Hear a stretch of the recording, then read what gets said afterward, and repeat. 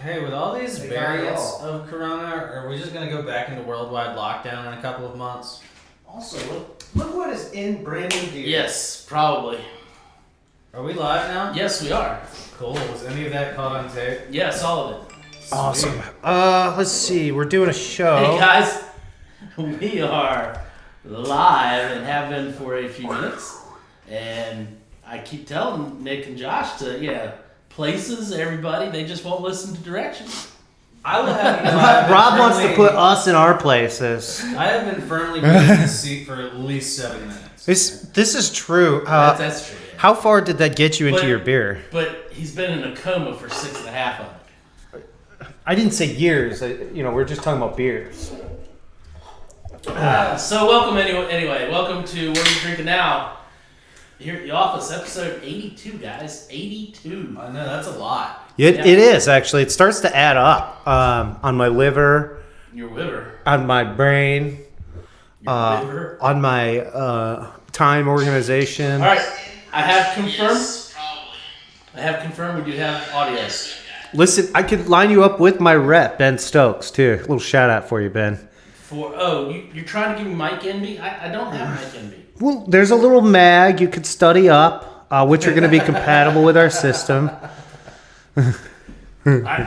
Hey, I got something good for you guys. You're going to enjoy this. I have the yes, nice. Oh, I got some foam on My that. palate cleanser night is I'm taking a little page out of Josh's book. I'm going with the Ace Joker Dry. Oh, that's cider good stuff. tonight. Oh, that's good This is stuff. a 19.2 ounce can, Mm-hmm. and it's $4. It's a really good deal. 6.9% ABV. It's a nice. If you like dry ciders, it's a really good one. Oh, yeah. What do you got over there, Josh? I am going back to the session made from Noble, the Clementine. It is so hard to beat this stuff. I am hooked. Very popular. I've been hooked. I'm happy to have it back. Yeah, it's pretty tasty. I can remember trying one or two of those. Nice midday treat, but there's no reason why you couldn't have it in the evening. A little post-tray. I got the Brew Turtle from Salty Turtle. This is... Sorry, guys. I was talking over myself, apparently. I don't know how I do that. I How I do apologize. that. How I do I was just that. trying to do a monitor, and I forgot to turn How do I my do that? phone on. I'll show you how I do that. Uh-huh. This is actually categorized as a Brute IPA. So for all you who were wondering, what is a Brute IPA? It's an IPA with Brute flavor. Specifically, Brute, the roll-on. Yeah. Not the juice. I always thought I was more of a Stetson man, but I'll tell you. I do believe. prefer Aqua Velva. Nice. I do believe that references the champagne yeast that they use. Well, I think so. That's how they get a little extra kick, and you'll notice commonly a little smaller bubble. Is that where the name for the deodorant came from? It's like all the champagne makers were sweaty in the cellars, so Yeah. they developed Brute. Definitely, 100%. And Polo Sport is actually designed for athletes. Yes. That ride horses? Yes. yes. It's. I don't know if you've been on a horse, but some cologne could really help. So, speaking of helpful cologne, you say you're doing the Brute. Yeah, let me tell you. I just take a quick rip here.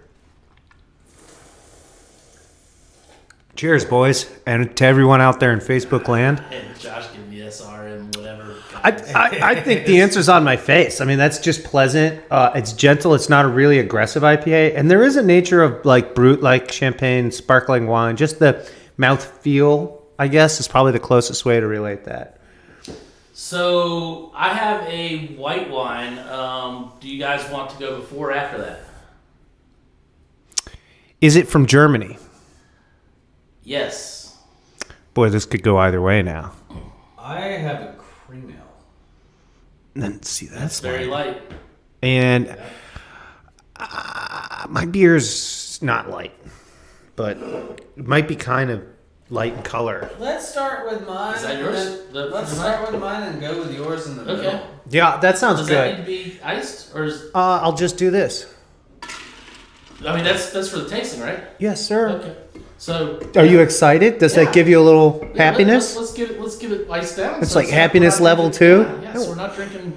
I like Josh's idea, I like warm beer. putting that white wine right in the middle. Hey, so I was reading a Beer Advocate update today. They were doing a year-end wrap-up for 2020. Apparently, two of the things that they have recognized coming up is black IPAs are coming back into fashion, and lagers are going to make a... Is that kind of like how hipsters brought back literally everything from the 80s? Probably. But remember... They're on their mid 90s phase now. I can't wait till Sublime gets a new album out. But what intrigued me was not necessarily black lagers. I mean, just black lagers. Obviously, we've been doing those last 2 weeks before. Mm-hmm. But the black IPA. Excuse me.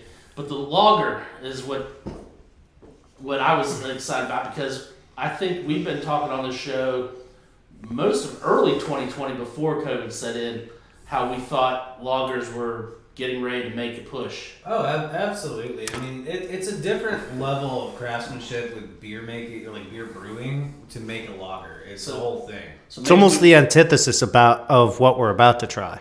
maybe we do have the thumb on the pulse of the beer. Are you putting your thumb on the camera at the moment? No. I got really close. That is careful. The online viewers will take your fingerprint live. Oh. And then they're going to establish margin calls on unknown video game stores. As long as they push silver above 60, I'm okay. Sorry, I don't think that's going to happen. I say 48 tops. So we are tasting. I'm excited about this. Oh. Because this is one of our new friends down in the southern part of Brunswick County. Absolutely, yeah. Mackay Brewing Island Falls Cream Ale. Rob and I, when we picked this up the other day, scooping up some goodies, neither one of us had tried this before. And the guys at Mackay were very kind to give us a sample, and we were immediately floored. And I'm just going to go ahead and say I've been drinking this And I'm just going to say, hey, Nick, the only reason we didn't get you on that day was because you had to work that night, I think. It's all right. But Josh and I have already set up our brew tour that's going to just leave you behind. That's fine. Yeah, we got a whole day planned. But I was going to say maybe tomorrow all three of us are off. We might take a trip down. We got to pick up a cake from them tomorrow. I think that's a yes. Yeah. All right. So let's get on to tasting this guy. Maybe Lowell will see his tag on there and he'll watch and know that we're coming for a keg. There's nothing like crawling out of a brewery at like 3 p.m. Like, why is that sun still up? Especially when we get there before they open. They open at 3. Say, which door's open, guys? None of them. We're still in bed. Yeah, we're going to need to pick up this keg. So right there on the nose, It's going to be like college party. right there on the nose is like I know cream ales typically the adjunct used would be corn. Mm-hmm. So I'd love to kind of pick Lowell's brain and see exactly what the bill is, like malt bill with the adjuncts and all that. That makes sense. Cream ale is a popular style, first from along the Erie Canal in upstate New York, but then second around the Midwest in the breadbasket from St. Louis to Milwaukee, man. That's a favorite. Corn adjunct. Do you get that almost like slightly sweet smell on the nose? Yeah, for sure. I kind of like it. Kind of has some tones that are reminiscent of Kolsch. Just doesn't have the same body of a Kolsch, It's but very- it shares very that thin, creamy. very light, yeah. Some of those zinky type. I like those tones. When I say metallic tones in this beer, I'm not talking about it tastes like a tin can. Yeah. I'm talking about this tastes like the essence of the precious and semi-precious metals. Like mineral water. It has Yeah. like bunches of minerals in it, and it tastes mineralistic, but not like you're sucking on a rock. Speaking of that, cream ale is notoriously one of the beers that your water quality shows through in. Yeah, it's a very light style. The lighter the beer, the more you're gonna get out of the water. But also with stouts, though, like you got the regions like Burton-on-Trent and stuff like that in England, which is notoriously hard water, and the stouts they pump out of some of those places, you just can't recreate anywhere until you recreate the water. The hardness just gives it like an edge. Now, I have to admit, way back when, when I was first starting to drink beer and stuff, I saw cream ale, and all I could get through my head was A&W cream soda. Yeah, So yeah, when I actually tried a cream ale, I was vastly surprised. Yeah, there's a slight difference between those two. Sorry, I'll not bring it up. You could all see it on my face. I thought of something, but not tonight. Not tonight. But I'm going to say I'm very happy with this. Nice, light. It's a great opener. I actually, I didn't catch it at first, but as you go for a bit of you go from just like a little schwill to getting a good swig. The hop profile kind of backs up. You get a nice little stab from the hops. It's not like overly bitter. It's kind of friendly. That dank, like herbal quality of hops. Just enough to balance out the malty, and like it's a light, clean, crisp beer. Like this is one of the more drinkable beers I've had recently. Yeah, I would say this would be a beer we could recommend to the American beer drinker. They want the Bud Light, Miller Lite, just we're name dropping. We're not making money off it, so what? Again, we don't have a problem with big beer. We just like craft beer. Yeah. And this would be one that I would recommend. However, I am going to caution. We're going to surprise people with the price point. Oh, yeah. Hit them with it. Just peel it off. It's a 16-ounce can, $5.25. All right. And I'm looking for the ABV on here. 5% ABV.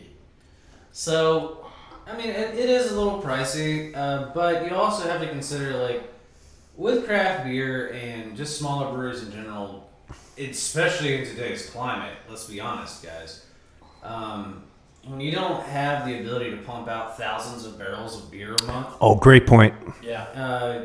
You're going to have to sell the beer for a little more. Yeah. Well, and And there's another point to cream ale that factors in what Josh is saying. Cream ale has a remarkably quick turnaround time in terms of upstart breweries. And so it's something you can get on your tap as a mainstay and keep it available. That's palatable for a wide audience. Even like real tasters like us and even like the beer judges, they will go taste a cream ale to find out some basic things about a brewery. What does their water taste like? What kind of yeast profile do I have? Where are we starting with hops and malt? And when you think about it, 525, 16-ounce can, just imagine that you're getting a pint from a bar. That's right. yeah, I mean, think about it that if way. we had it on draft, it'd be $6 pint. Same. Yeah, so, I mean, If you're taking them home in a sixer, we're going to give you 53 cents off. So, And just saying, I don't have a problem with it. oh, yeah. But I think if we got the people coming in that they're looking for the Bud Light, Miller Lite, for us to push them in that direction, it's going to be. I'll send them right back to Bill's Light, Aviator Lager. That's true. So I got choices for them. Cream ale's something a little different. It gets into that crafted ale. It's sort of that bottom edge, that southern tier. No Bill's Light, joke Mitch, intended if there. you happen to watch, we need 2 more cases. Yeah, definitely. Any shout outs, by the way? You mentioned a common watcher. Any watchers tonight we got to recognize? Let's see. Dad? Always a good place to start. Yeah, common though. It looks like we have a bunch of new people coming and going throughout. Bob, thanks for the spot. Welcome everybody who's taking the time out of their day to even check out what we're up to. We appreciate every single one. Yeah, and if you're not checking us out today and you're getting us tomorrow as you take care of the morning business, or whenever you catch us during the week on your work shift when you go out for your back dumpster beer or whatever it is. Or in between buying GameStop. Yeah. Shares. I mean, you can. In between That's definitely foolish buy-ins of GameStop. That's a crushable beer. Absolutely. I dig it. I really do. It's a good way to start. Hey, maybe we Yeah. could get the One quick thing I gotta say is also different from that in Bud Light. The carbonation level. Bud Light is definitely more carbonated. than Yeah. This definitely has a naturally carbed feel. I mean, I know it's going to be CO2 supported, but it has a very just natural feel, like tap beer, like good beer, you My know? favorite thing about carbonation levels like that is they go down way easier because when you have like super carb beer, it just is almost a pain to drink. Yeah, and what do we call that forced carb method? Kind of even leaves a carbonic taste behind. Well, forced carbonation is pretty much prevalent in most of the beers we have. Sure.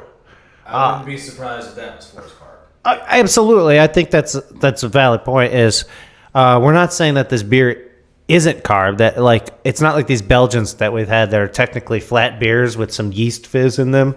No, I mean this thing is American made. They're gonna hit it with some CO2, pack it in a keg, or when they're at their bottling plant, it's supported with a CO2. I'm going to tell you, it does have a good belch factor to it. It does have a I good do. belch I am getting that, and it's a pleasant belch. It's not like maybe this is what Josh is getting at. Like a sharp, painful. I don't feel like something's just trying to crawl back out. I feel like I'm getting all the pleasure of the beer and enjoying a digestive belch. You know, it's good. It doesn't burn going down. Like I did we just take a minute to like to explore the belches, satisfaction of belches? That's So make that a minute and a half. I nominate Wine, you to take okay. the wine over there. I'm blocked in. Yeah, I'm gonna do a Go on. dirty rinse here with my. Pull Tom Brady. No. Are you the Gronk to my Look Brady? at that catch. You just pulled a Tom Brady. Didn't they see it? Oh, I'm glad you gave me this magazine. That was not an illegal forward pass. Is that how you pick out the mic you want? You find out where you leave a wine ring? Calls Ben on Thursday. Oh, I was So- supposed to do this yesterday.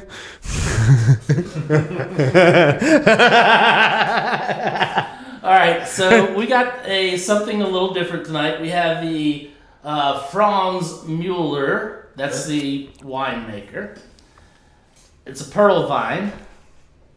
This is a German wine, and the grape is Mueller Thurgau. Now, not to be confused, the winemaker and the grape are not related in any way. Mueller Thurgau was actually one of those lost grapes that they rediscovered. Oh yeah. So it has been around for a long time. And then it's the Trocken region. And Stelvin. it's a Stelvin, but did you guys just hear that little Yeah, fizz? I thought that was just me belching So- more, but The reason I pulled this, Rob is absolutely right. And if you're really looking to find this online and know more, Mueller, spelled M Umlauf Ller. Then we're going to hyphenate Thurgau, Thurgau. It's a white grape for sure. Swiss. Wow. Word like Yeah. Hermann Mueller from the Swiss canton of Thurgau. So this is even before like Swiss canton. I love how they name their districts there. That's a little so interesting. what I wanted to bring to your attention, guys, is It is a crossing of Riesling and Madeleine Royale. and the reason I pulled this is it's also listed as a Secco. Yes. We, I believe, have it shelved in the wrong spot. Did we have it as a sweet? We had it shelved over next to the Rieslings, where I believe we need to move it By towards. region. Yeah, but I think we need to move it towards the Sparklings. Well, it says it's a cross with Riesling. It's a partially sparkling wine, which comes to the name of this pearl wine. Pearl Vine. Pearl vine. Yeah, but either way, it refers to the little pearls of bubbles. How many That's right. how many different thank you, Josh. That's very nice. No more Don Ho tiny bubbles. These are pearl. The notable thing here is how many wines are you guys aware of that grow in Luxembourg? One. I don't see Luxembourg listed as a notable region on a lot of wines, and I just thought that was kind of interesting. Probably because there's enough room for a vineyard there. I wouldn't be surprised if this, because it says it's a cross of Madeleine Royale. I want to know more about that. Perhaps there is some propriety involved with this, and the old duchies and kingdoms. This might be Luxembourg's. This is biggest bubbling, export. guys. This is freaking bubbling. Yeah. That's why I'm saying we probably need to move it on the shelf. It's got like that distinct nose of like German, French, like. You know, sorry about that, Josh. Oh, you're good. You're good. I wanted to hear more about the nose. It was far more interesting than what I had to say there.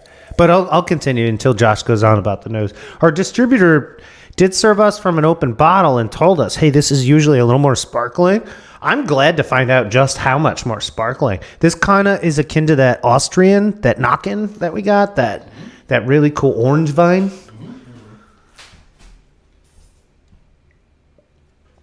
Do you guys? I taste just the mountains. Like I can see glaciers and steep hillsides, even like a waterfall or something. So the first flavor profile that hits me on my sip is 7-Up. It has like a It's Fresca a 7-Up lemon type lime quality, type, mix going on there, and then the sparkly. There's a lot of people who are like, is there a wine I can drink that's kind of like a soda? I hate to say it. Yeah, there is, actually. I'm really having fun getting to know more German wines. The categorization of them, the understanding, it's going to take a little more just time and quite honestly, it's challenges with the tongue. And I don't mean just the palate. Like, I don't speak German, so... Nick, while you were there... in Germany?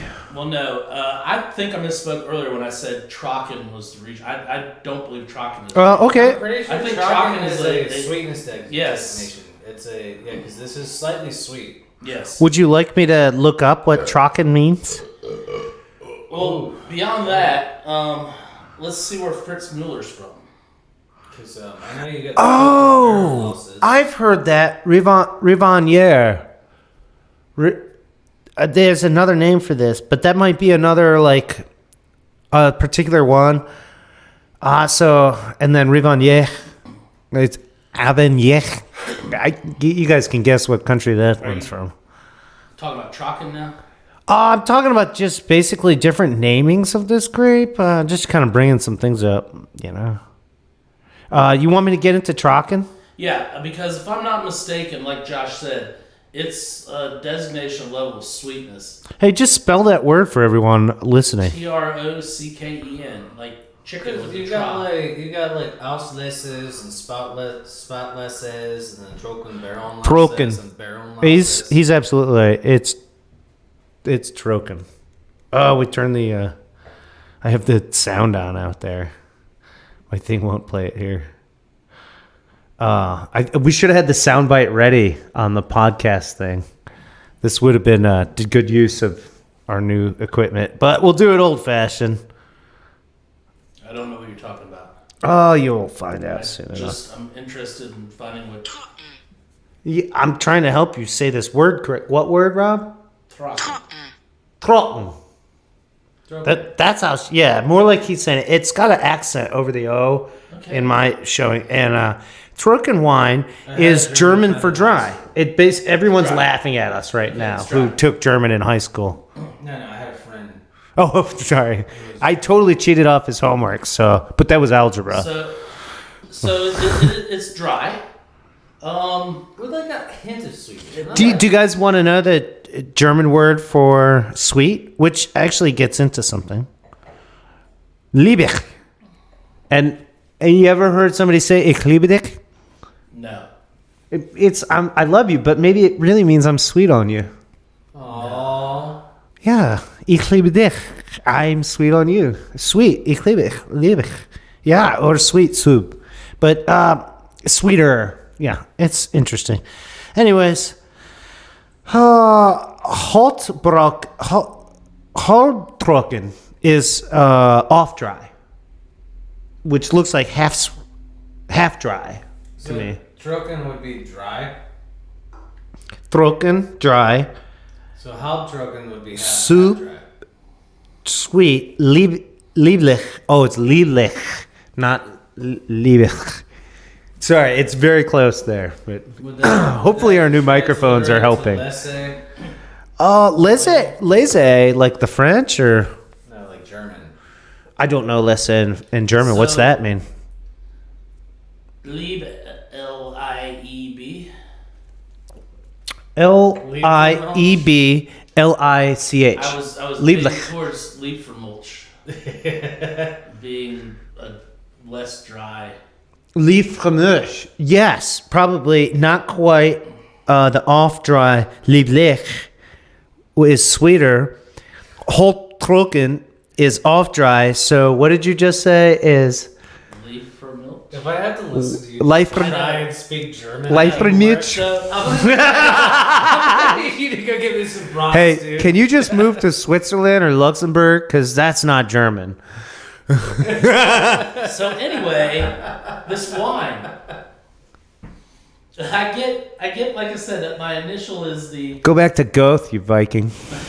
my initial is the lemon lime. I get a little sweetness but tart at the same time.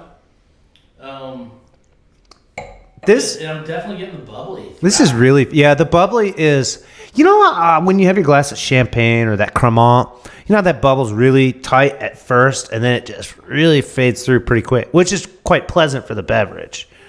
This is holding on to its bubble. Maybe that's what initially led you to think of like 7-Up. I've opened a 7-Up and came back to 3 days later, it still has freaking bubbles in it. It's like the bubbliest soda they ever made. Like,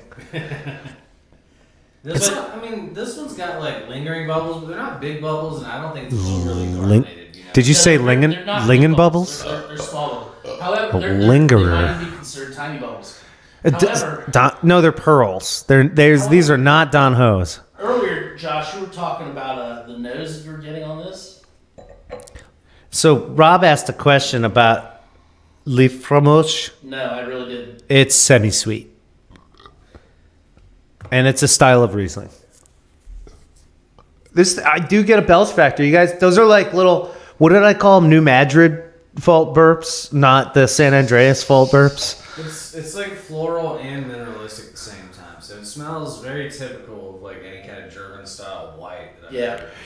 ever been around, that little bit of like white fruit. White This skin. guys, this reminds me of hanging out with the German baker who lived below me in German Village in Columbus, Ohio. Like, I literally lived above the guy who was the German baker for Jurgen's Bakery. I cannot identify with that. I can't either. Brick Sorry. Streets, No, German pastries, no, Schmidt's Sausage House. no.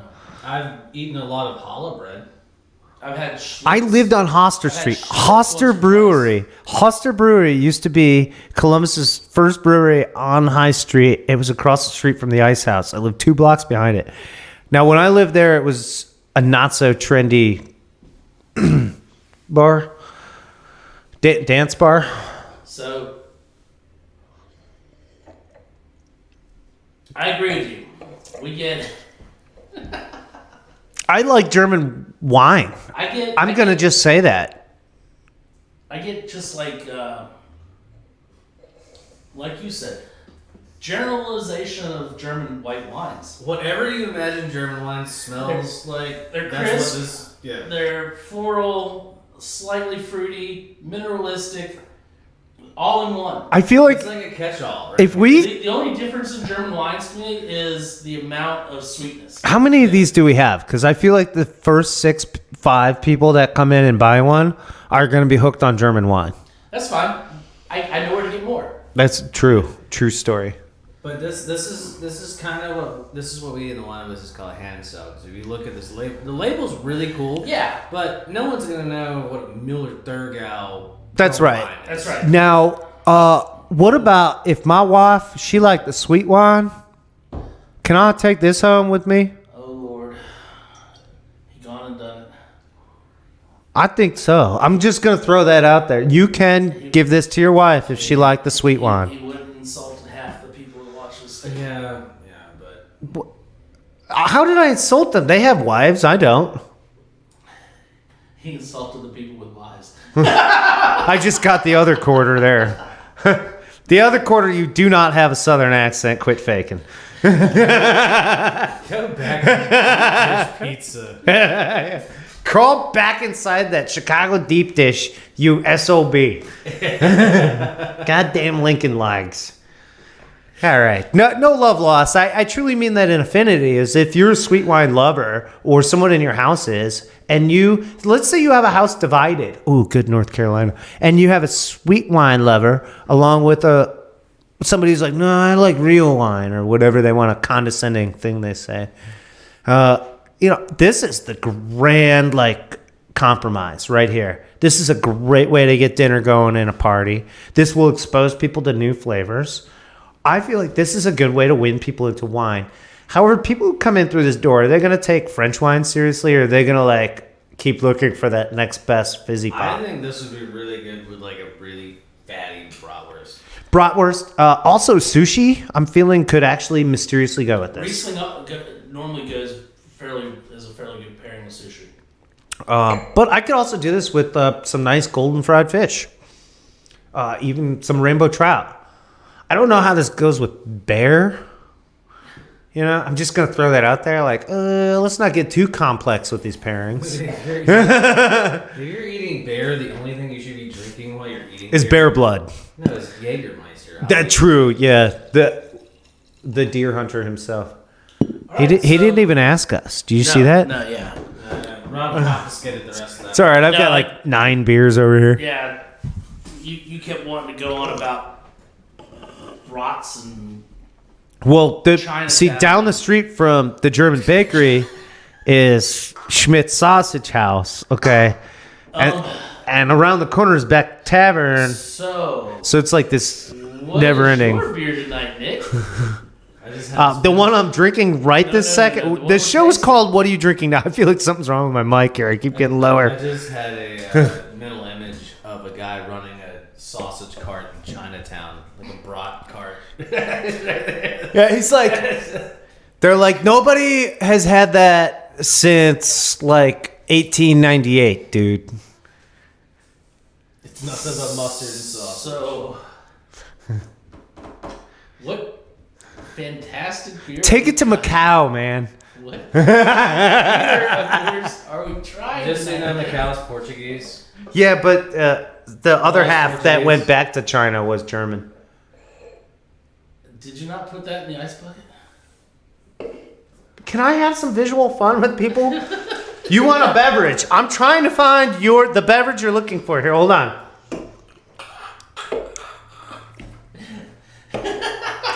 What's this? Oh yeah. I feel like my face is melting off. That's Indiana beautiful. Jones and the, This I want to tell you guys. I did that with conversation. oh my god. Oh, ancillary, doing your usual. Face is melting off. I experienced about This is sleep really paralysis nice. That's a last good night. seller for German You know wine. what? That will make you feel like your face is melting off. You know, because Germans like Pink Floyd, and you listen to enough Pink Floyd, it feels like your face is melting off. Is it? That's a little bit of a generalization. All Germans probably. You know how many people who listen to Pink Floyd have told me that at one point in their life they felt like their face was melting? Just because they wrote a song on a wall doesn't mean all Germans like Pink Floyd. It might have been just the German exchange student that lived with us during high school.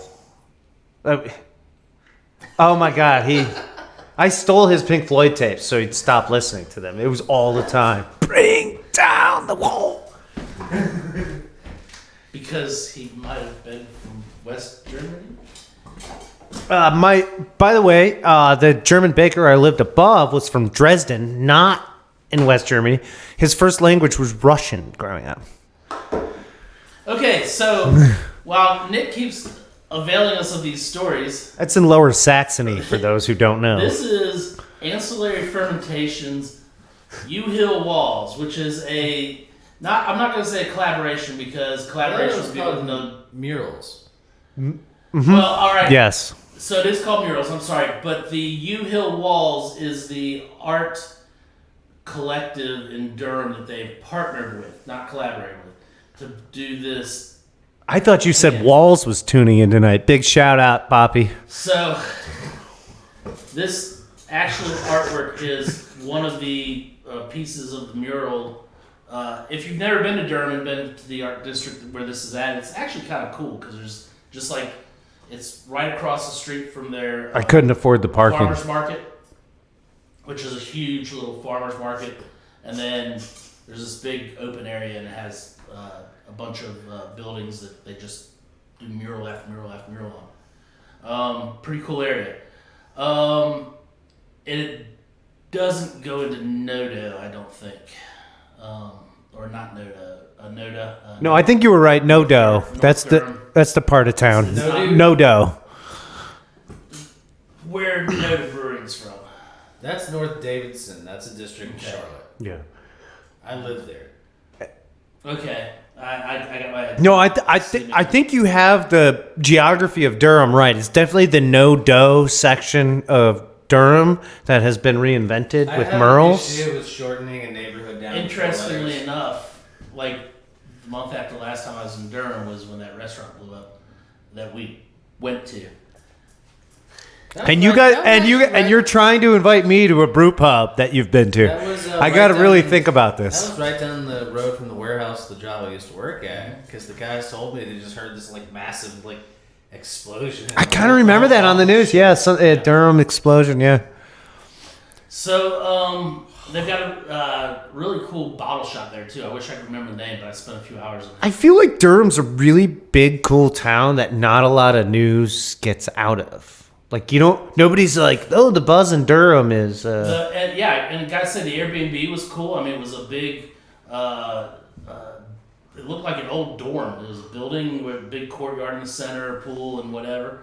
But it's like all the doors faced inward, so it was like like a hotel dorm type thing. I work for public housing, Rob. I think I know what you're describing. But no, it was, they really did a good job renovating it and turning it into a nice little. Durham facility. is legitimately a really cool city. It is. It's got age. It's got history, but the constant ability of Durham to reinvent and keep itself modern and part of the research triangle is. I want to check it out. My cousin lives up in the area. Right for the blues scene as well. Oh! That's like a double entendre. The blues scene in Durham. Yes, actually, yeah. No, I mean, there's a whole Yeah. subgenre Oh, yeah. of blues Yes. called Durham blues. Yeah, Yes. we went and ate at Darn. a Tennessee barbecue joint that had like blues. Huh? That's interesting. Tennessee barbecue. So they're pushing. Where's Lexington on the Durham? Gosh, they're pushing Western Lexington's barbecue. around the corner from Durham. Kind Yeah, of south, but yeah. But this was it not Nashville? What's the Memphis. Yeah, Memphis. That's where we barbecue. dry rub, Memphis then barbecue. sauce it. Yep, Yeah. yep. That's what I grew up eating on the Mississippi and Chicago, all that. And they it was really good, and then the music was awesome. I think actually they had a Zydeco band going on. That's what we were there. everybody laughs at me when I'm like, "Where's the tomato sweet sauce that's gonna glaze this whole thing?" Everybody around here looks at me like, "What?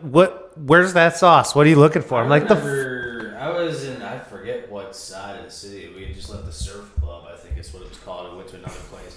I had never been able to find a place to this day, but I know it's there. So surf club, apparently, if you want to ski and surf in the same day, that's the halfway point. The surf club's a bar.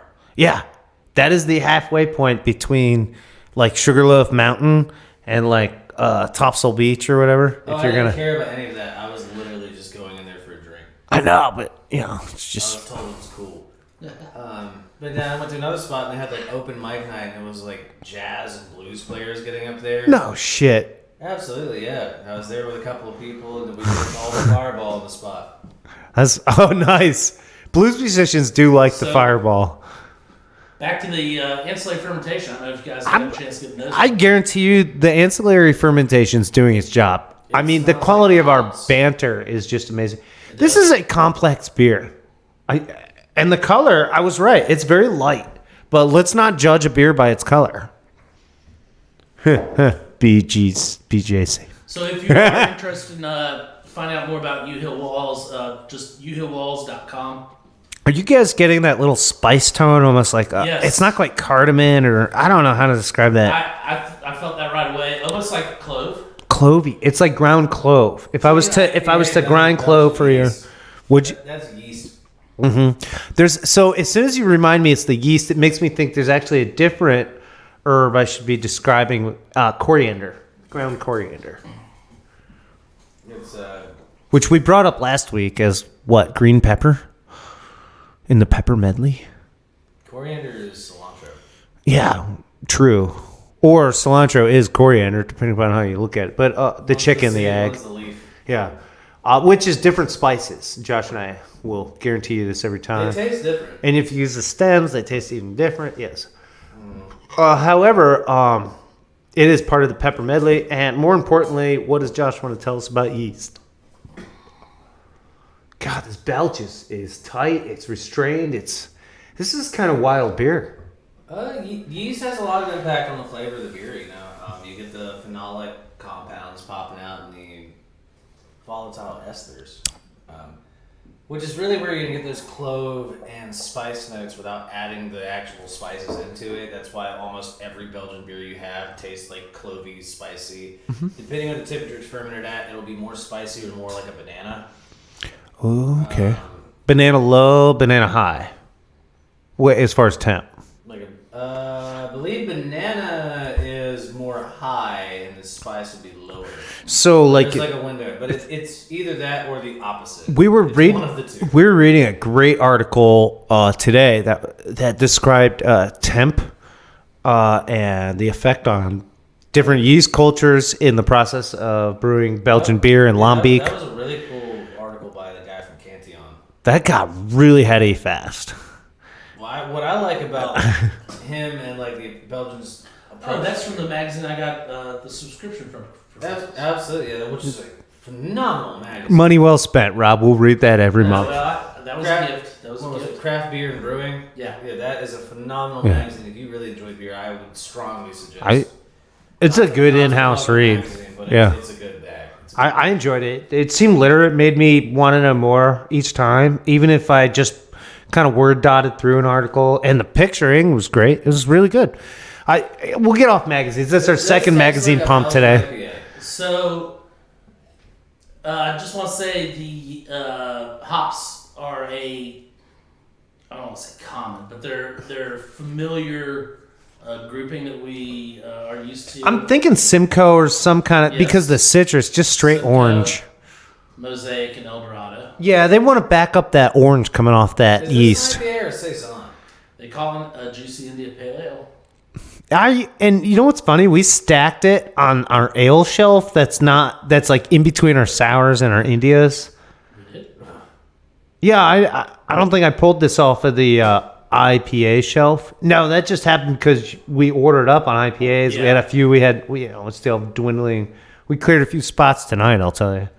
I really get that Belgian yeast more and more that it's warming up. I would put money down that there's Belgian yeast they use to ferment this with. 7% for a pint, also $5.25. So we're at that price point that is the magic number, it seems like, these days. So, going back to Mackay, maybe it's not so... There's a can shortage. The pandemic was not exactly kind to brewers this past year. Pandemic.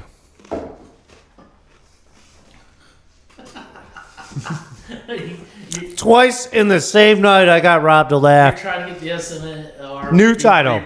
whatever they are, people into by crunching your hollowed out. ASMR Christini. Yeah, you should be happy I did not sell that tonight. I saw that back on. Yeah, somebody was like, "Hey Nick, you burnt the Christini." I was like, "No, I didn't. I made Why croutons." does that remind me of like a scene out of American Pie? All right. With that note, are we ready to move on to our ratings? I'm very ready. Okay. I've never been more ready about it. I'm feeling the same thing for some reason. Chances are I was already feeling it. Yeah. You were feeling something. All right. It's about time, for real. Mackay, Island Falls Cream Ale. Josh, go ahead and lead us off. All right, my best NPR voice that I can summon up, I would like to say that Mackay's Island Falls Cream Ale is quite delectable. I thoroughly enjoyed this. The body was light, easy drinking, absolutely. It went down like water. I would say my personal opinion on this one would be a very, very solid 2 thumbs up for Mackay. Lowell, you guys down there did a great job. I'm going to move on from there. Whoa, yeah. Interject new title, kind of crunchy tonight. That's 5-6 out of... I'd say 7.3. Okay. That qualifies as a San Andreas. I mean, So- you're so definitely that- moving yeah, west. That was definitely ancillary fermentation. All right. So Island Falls cream ale from Mackay. He burped at aniseed. I like the brewery. They're great guys down there. Great fun. Can't wait to find out. See you guys soon. I think this is a fantastic beer as well. It's light, crisp, easy drinking, crushable. True story. I think the only thing that's keeping me from a 2 on that, I'm going to go 175. I really would like to see it more in the $4.75, $5 retail. Snagging that under 5, I'd feel pretty hip, especially, would you say percentage? 5. You, do realize You the did say difference- 5, right? Okay. that difference in price would equal 2 gumballs. I understand. However, I think Put it in the 6-pack, you can have 2 gumballs back. I understand. I think that if we bring that retail price down to My point is simply this. You don't like the price, get a 6-pack and throw this in. I can agree with that, and I'm not going to try to steer anybody away from it because it's a fantastic beer. It really is.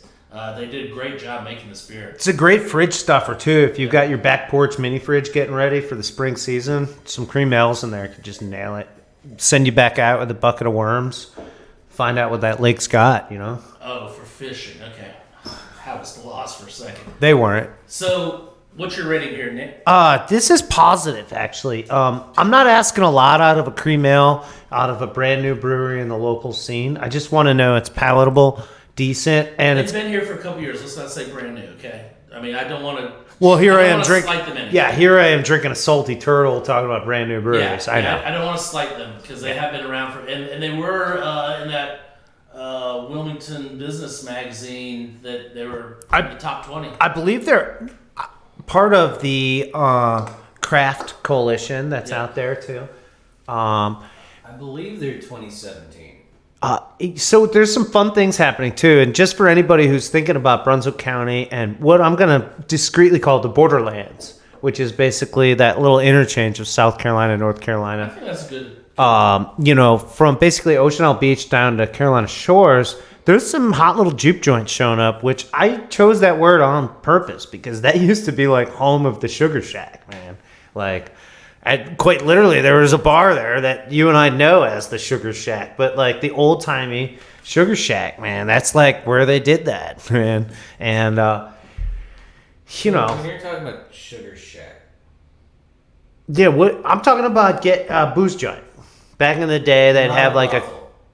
there was always this back alley attachment, the brothel, the poker yard, all that. I'm not saying you couldn't find a good poker game in Carolina Shores, but I'm talking about Ocean Isle Beach, the borderlands of Brunswick County, the space between here and Horry County, Myrtle Beach. I'm talking about destination living county.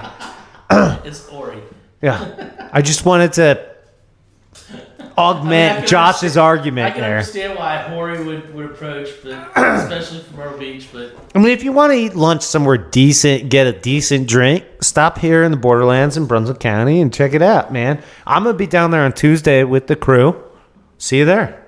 but you didn't give me a rating. Oh, it's positive. I'm just going to say 1.4. Okay. It's a cream ale, guys. I mean, I'm drinking like Wicked Weed, Pernicious. I got a Brute IPA. This thing is not lost in the bunch. It's just hard to put it up above the 1.5 zone. Okay. All right. Fair enough. I'm anxious to taste their other items. Fair enough. You can deal with Lowell tomorrow. I believe we get to talk about the Fritz Mueller now. Yeah. So now we're moving on to Fritz Mueller. I'm going to go ahead and lead this one off. Fritz Mueller is the winemaker, the winery. Cool bottle, by the way. I got to throw that out there. Interesting little label. I didn't notice the bubbles on the stripes. Oh, yeah. Look at that. Tells me it's sparkling wine. So the Mueller Third Gal is the grape. Something we've not had here before. I don't think very many people in this area might have had it. Yeah. It's a pearl vine. It's the type of wine. It's Trocken, which is drier. Kroken. It is a Riesling hybrid with something else. And we didn't cover this before. It's $20 for the bottle. I'm okay with it. I wasn't blown away with it. I was impressed with it that it's a Secco sparkling.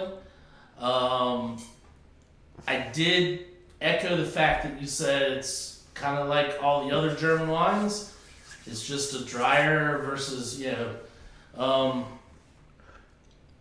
will I turn it down? Hell no. I think Rob's doing this wine justice in a way, and I'll get to this. Rob, go on. It didn't stand out for me as a big wow factor. I do like it a lot.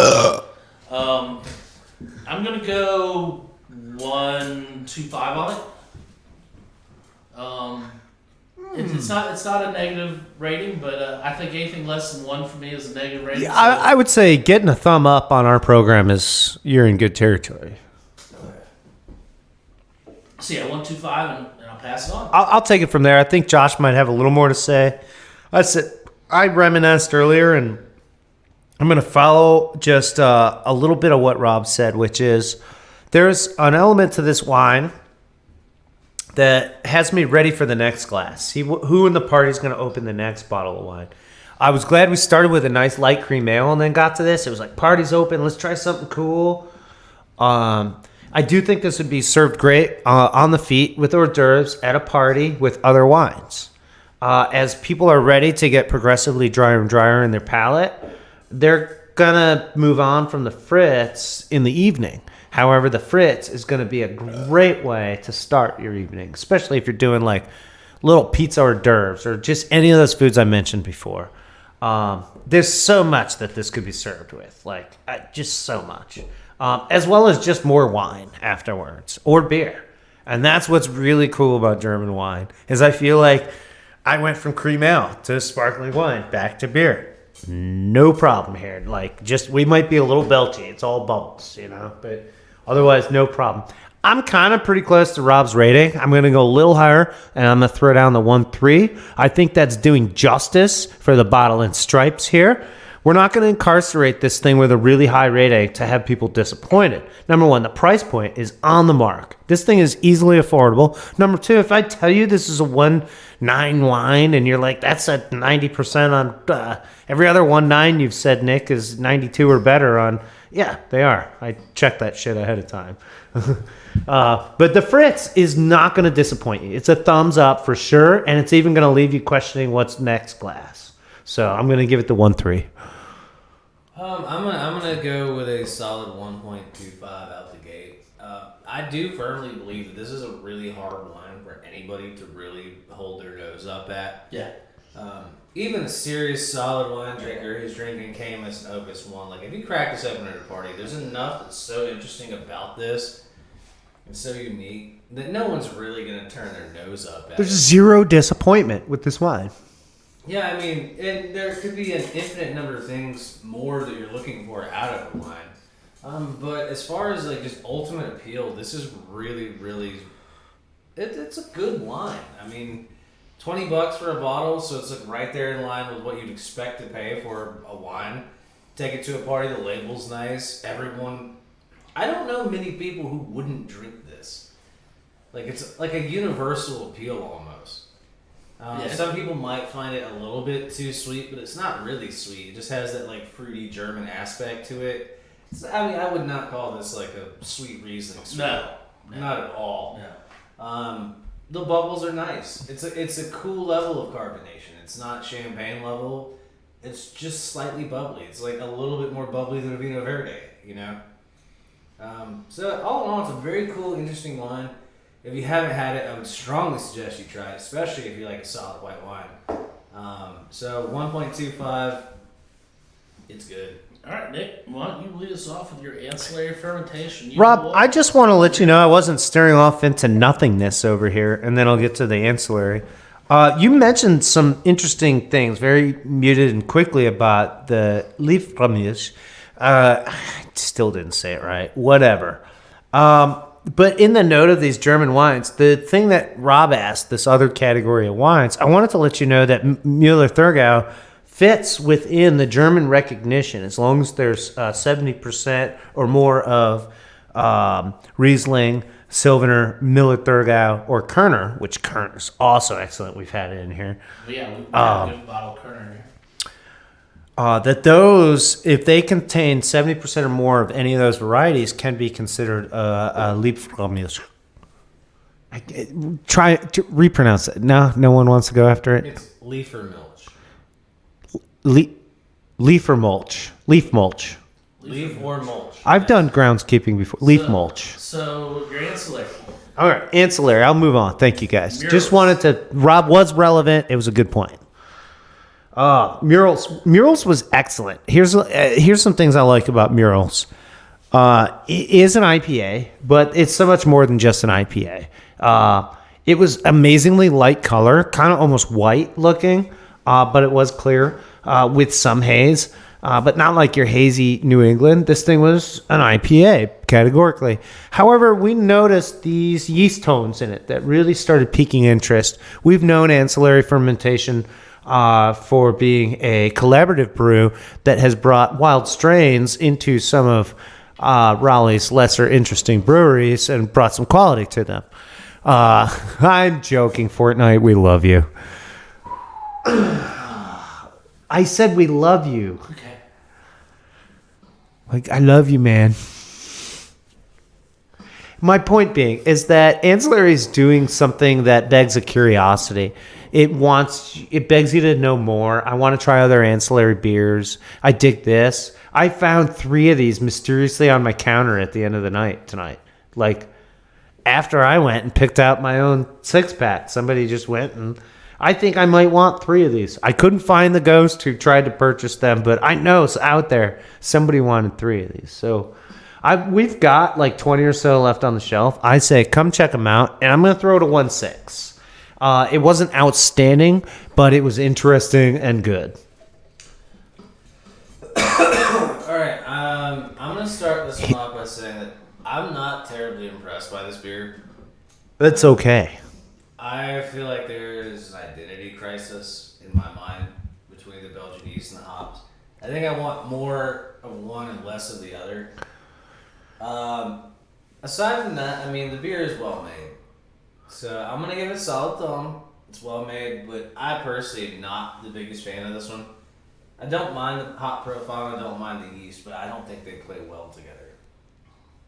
Personal opinion. That's funny. As he said that, I was like, man, this Brute IPA is not an IPA. So I'm going to finish up. I'm going to agree more with Nick on this one. Yay! New title. Finally. Rob agrees with 85 episodes deep. So here's the thing. It's an IPA, it has hops, but I dug that difference in the using what we believe they used was Belgian yeast, and it gave it this little spicy, creamy, thing that your IPAs don't normally have, and it was different. And you know me, I'm not a huge IPA, so it didn't hit me with a mouthful of hops, but it hit me with a little bit of hops and something different. Yeah. And it made me go, ooh, I kind of dig that. Yeah. And so I liked the spice. I liked the little, like I said, the little creaminess, bordering banana that you get from Belgian yeast. My burps are so complex right now. I don't know. And then I like the fact that yes, there was the hops, that it was an IPA. I enjoyed this. I feel like I'm sorting shrimp with these burps. $5.25 for a 7% ABV pint. Okay, that seems to be in the ballpark for what we're seeing these days. Yeah. But I'm gonna go 1.4. I think I dug it. I'm liking it to the point where I think 1.4 is gonna be solid. So I think that's gonna wrap it up for us tonight. Is that your final answer? Yeah, 1.4 is my final answer. Josh, is there anything that you would like to tell the people? Absolutely. If you have extra Beano at your house, We're gonna need it tonight. with our like obvious GI issues that we have from time to time. We would be Bread, greatly Josh? appreciated. Some toasted bread? I am totally good on the bread. But in all seriousness, if you enjoy watching us, if this is your first time checking us out and you would like to watch us again, please remember to like, comment, subscribe if you're watching this on YouTube. Yeah. If you're watching us on Facebook, remember to check in and see us like when we go live. Comment, Yeah. tell us what you think. We'll do our best to take a look, give you a shout out, and if you have a really good, awesome question, we'll probably talk about it on here. But I got a good question. Should we go live next week? we go live Every week. I know. So what you're getting at is the virtual tasting again, You got it. because we were actually, I think we talked. We about were this. due. We were supposed to do it this week, weren't we? Yeah, our first episode of the month. Today's the first, guys. Tomorrow's Groundhog Day, so we'll do it all over again, I okay? mean, you guys have to remind us of these things. So, because yeah, we will let's- forget. Let's go ahead and plan this Friday. We'll go ahead and announce what we're gonna be tasting. You'll give everybody that wants to join us on a virtual tasting for our second virtual tasting. We'll give you time the weekend to go ahead and pick those up if you want, whatever part of the tasting you want to pick up. Additionally, we're going to try to grab some sound excerpts from any brewery tours or such that we do this week. Let's say we have a wine tasting. I'll We'll be- see what we grab for the live episode. Just see what happens. I'll be daring to go ahead and say that, Brittany, if you're watching this, I'm going to go ahead and declare my beer for next Monday. Oh, Absolutely. the Brittany, gauntlet. this is for you. Oh, this is true. I think I already know what it The is. Stiletto. Yes. I was just gonna Gizmo. So that's going to be my beer for next week. Yeah. Yeah. I knew that was coming as soon as you called Brittany. I got my eyes on some, but I think Rob's going to be bringing something new in the shop this week, and I'll let you guys know by Friday. Maybe, maybe not. All right. Guys, thank you. That was episode, what we say, 82? 82. Enjoyed it. We'll see you next week, and we'll let you know Friday what we're going to be drinking. So have a good week. We'll talk Peace to be you later. with you always.